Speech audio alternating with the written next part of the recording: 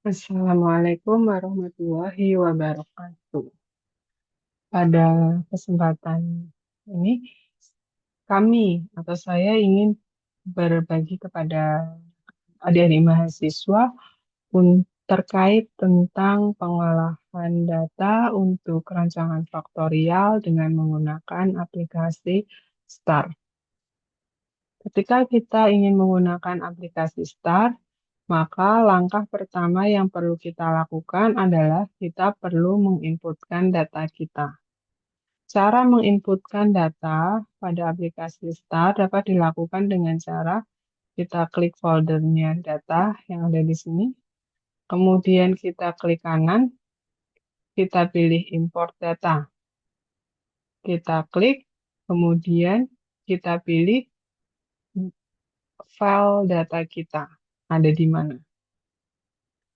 Ingat, data yang akan kita inputkan itu harus dalam bentuk atau dalam format CSV, .csv atau comma delimited. Kemudian kita klik open.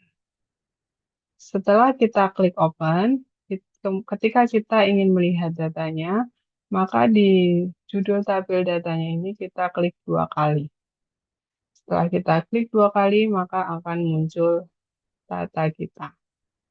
Datanya di sini terdiri dari UL itu ulangan. Ada berapa ulangan? Ada 1, 2, 3. Ada 3 ulangan. Kemudian ada perlakuan pertama, perlakuan LF. Kemudian perlakuan yang kedua, perlakuan DF. Dan ini DB, itu adalah karakter yang kita amati atau variabel yang diamati. Perlakuan LF atau perlakuan pertama ini terdiri dari dua level.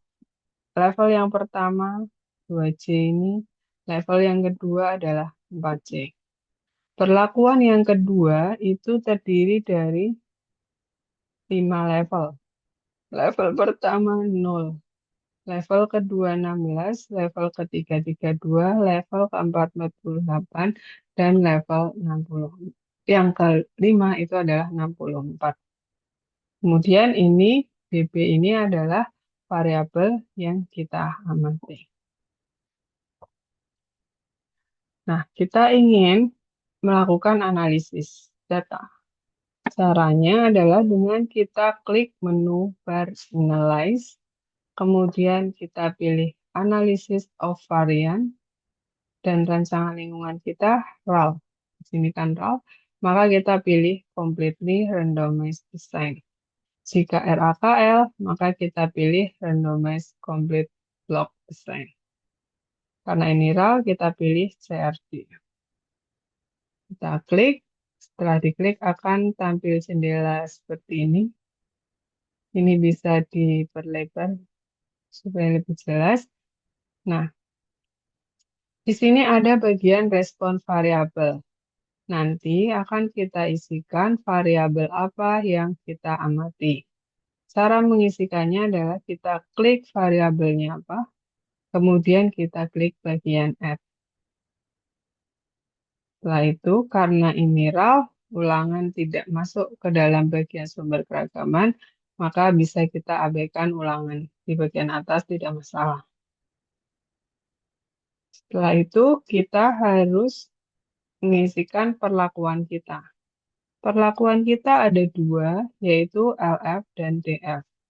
LF dan DF ini kita blok, kemudian kita klikkan add, dan kita masukkan di bagian treatment. Setelah selesai, kemudian ketika kita ingin melihat normalitasnya bagaimana, kita klik saja. Homogenitas data bagaimana, kita klik saja. Karena hal ini adalah syarat dari ANOVA bisa dilakukan atau tidak. Kemudian ini untuk mengubah significance levelnya atau alfanya. Alfa yang kita gunakan misalnya 0,05, maka ya sudah. Kalau diubah ya silakan diganti disesuaikan dengan alfanya. Setelah itu kita klik OK. Nah, dalam hitungan detik kita sudah berhasil melihat hasil analisisnya. Ini untuk uji homogenitasnya, ini untuk uji normalitasnya. Dan ini adalah hasil uji ANOVA-nya atau tabel ANOVA dari variabel titik. Sumber keragamannya ada LF, DF, interaksi, ini interaksi, galat atau error, kemudian ada total. Ketika kita melihat tabel ANOVA ini, yang perlu kita cek sebenarnya adalah DF-nya atau derajat bebasnya. Derajat bebasnya sudah benar atau belum. Jika sudah benar, ya kita asumsikan data ini valid. Tapi jika belum, maka kita cek apakah ada data yang kita inputkan terlewat atau tidak. Seperti itu. Ketika kita melakukan analisis faktorial, informasi yang paling penting yang ingin kita cari itu adalah informasi terkait interaksi. Dari data ini kita tahu bahwa interaksi antara perlakuan LF dan DF itu adalah sangat nyata. Taunya sangat nyata, tidak nyata atau nyata, ketika kita menggunakan software STAR, ini kita melihatnya dari nilai PR-nya atau nilai probability-nya. Jika nilainya kurang dari 0,01 seperti ini, maka dia sangat nyata. 0,01 sampai 0,05 dia nyata, dan jika nilai PR-nya lebih dari 0,05, maka dia tidak nyata. Karena ini pelakuan interaksinya sangat nyata, maka jika interaksi sangat nyata, uji lanjut yang dilakukan itu adalah uji lanjut di tingkat simple effect-nya. Nah, di software ini sudah menganalisiskan. Default uji lanjutnya atau uji lanjut otomatisnya yang dihasilkan itu adalah LSD, Least Significant Difference. Tadi, jika dia interaksinya nyata, yang diuji lanjut adalah simple effect-nya. Maka di sini yang diuji lanjut adalah simple effect-nya. Ya kan? Yang di sini juga diuji lanjut simple effect-nya untuk LF. Yang ini untuk DF.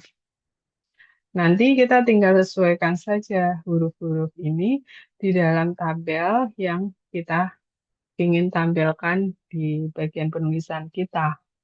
Oh, seperti apa model tabelnya? Disesuaikan saja. Karena ada berbagai macam model tabel tampilan dari faktorial sesuai dengan keinginan penelitinya biasanya. Ketika adik-adik mahasiswa ingin melihat berapa sih sebenarnya critical value-nya, maka critical value itu kita dapatkan dari sini angkanya. Ya kan? Seperti itu. Ini adalah hasil untuk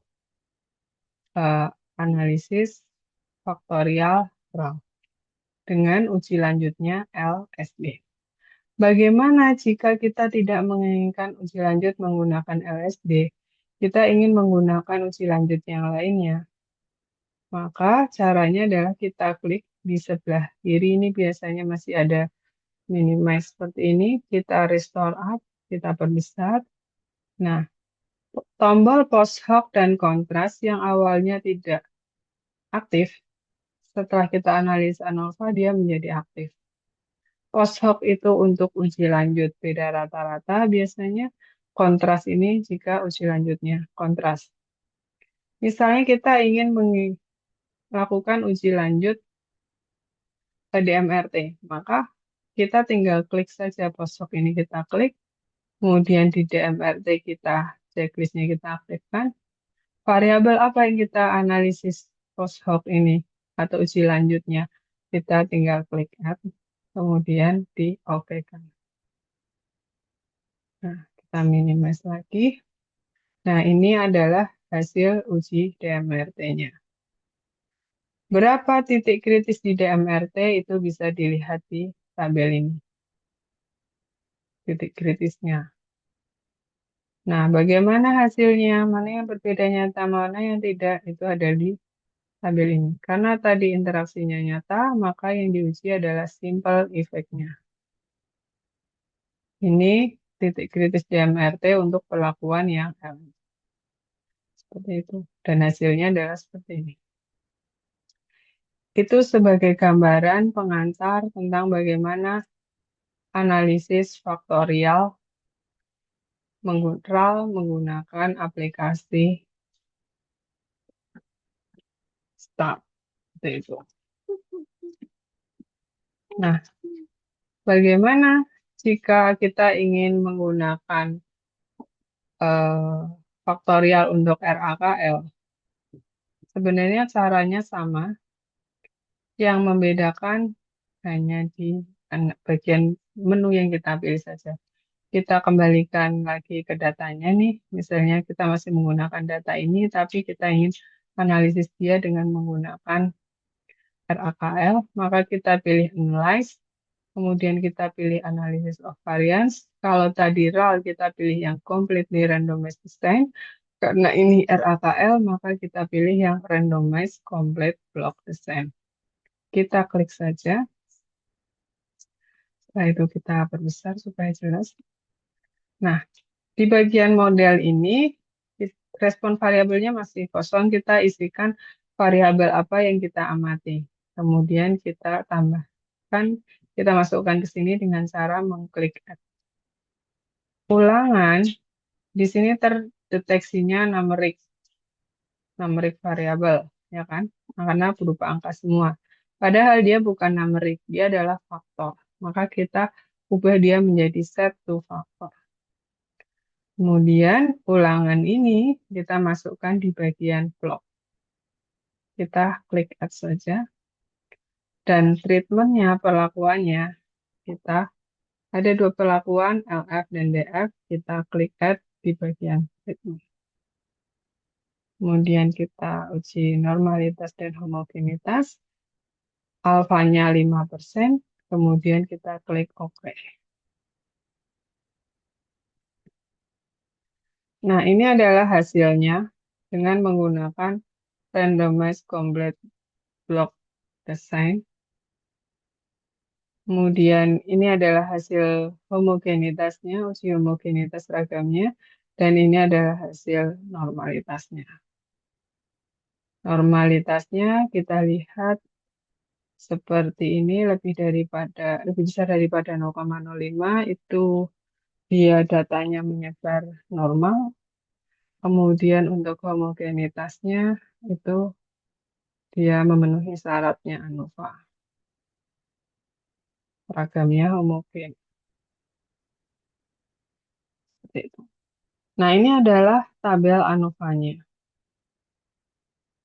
Tabel ANOVA-nya ketika di RAL, maka sumber keragamannya itu akan ada ulangan, ada perlakuan 1 LF, perlakuan 2 DF, dan interaksi LF dengan DF.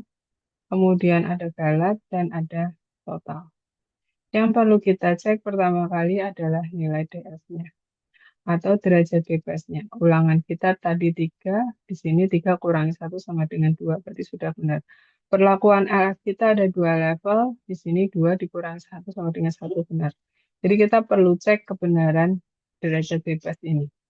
Jika sudah benar, ya kita asumsikan, kita anggap semua perhitungan ini benar. Nah, dari hasil ini kita tahu bahwa interaksinya adalah sangat nyata karena nilai probabilitasnya kurang dari 0,01, perlakuan DF-nya pun sangat nyata dan perlakuan LF-nya juga sangat nyata. Jika interaksi ini sangat nyata, maka kita perlu melakukan uji lanjut untuk melihat bagaimana pengaruhnya. Jika interaksinya sangat nyata, maka yang diuji lanjut adalah simple effect-nya. Caranya sama, default-nya pakai LSD dan ini hasilnya. Untuk DF dan ini untuk perlakuan AF. Jadi yang membedakan tadi hanya ketika kita melakukan klik di sini analyze of variance-nya kita pilih yang ini.